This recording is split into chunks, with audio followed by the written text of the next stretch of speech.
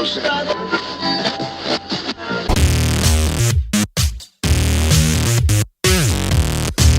you get below the one percenters that everyone knows that are tabloid fodder, there are people that make a decent living doing, who will never do anything other than bit roles, than walk-on parts.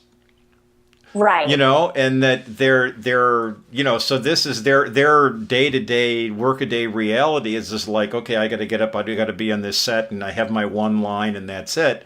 But Right. that's as far as they're ever going to get.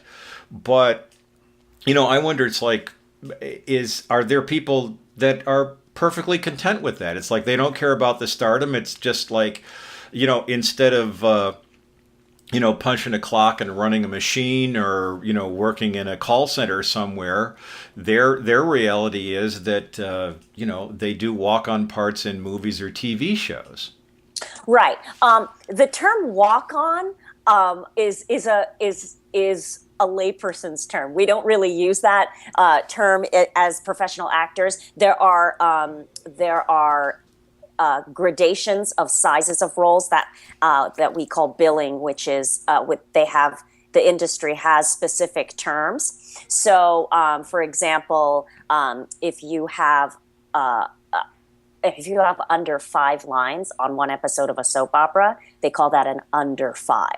And or if you have 5 lines and over, that's called a day. That's called a day player, or you know what I mean. There are very specific names for the sizes of roles, because that billing dictates the minimum amount that you are supposed to be paid. And so when people say things such as walk on, that's when you know that they are kind of putting all of those categories into one thing. So once you are finally able to get representation, once you're, and that in itself is catch-22, because you have to attract the attention of a talent representative by already having these credits on your resume that you can almost only get if you're already represented. Wow. So the catch-22 is, and that kind of catch-22 is at every level of the industry, right? So if for theater, there are auditions that are only for union members, for union jobs, but then you have to miraculously, through a non-union open call, be able to get a union contract to get in the union, so that you can then participate in the auditions that are only for union members. So everything is about swimming upstream, and that's what the general public never gets, is that they're only seeing that end product. So if they're only being shown, through Access Hollywood and through the film and television product that comes out of Hollywood, if all they're seeing is that one person that got the role, then their understanding of what actually goes on, that process to get to that person, that one person who gets that one role, they're completely alienated from what's really happening out here. And hence the expectation that they can get off the Greyhound bus and it's like, where do I go to become a star?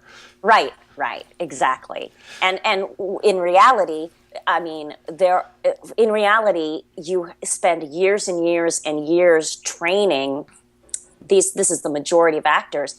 There are actors that are as trained as surgeons.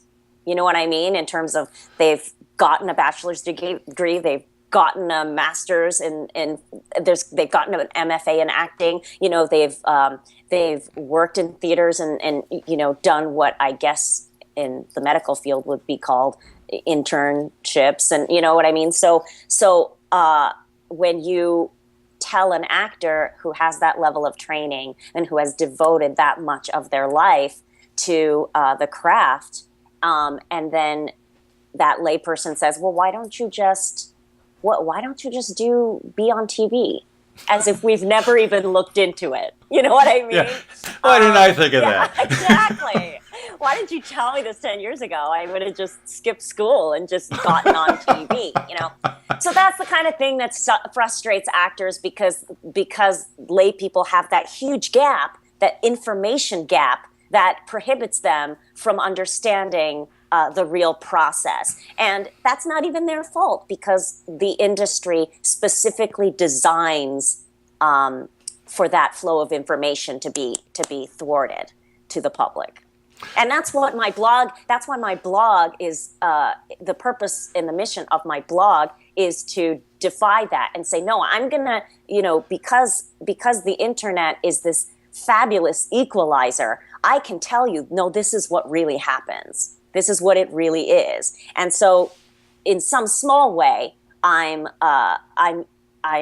getting information out there that normal people would not have, and hopefully that leads to a better understanding and more respect of artists and what we go through. And so the evil cycle goes on and on.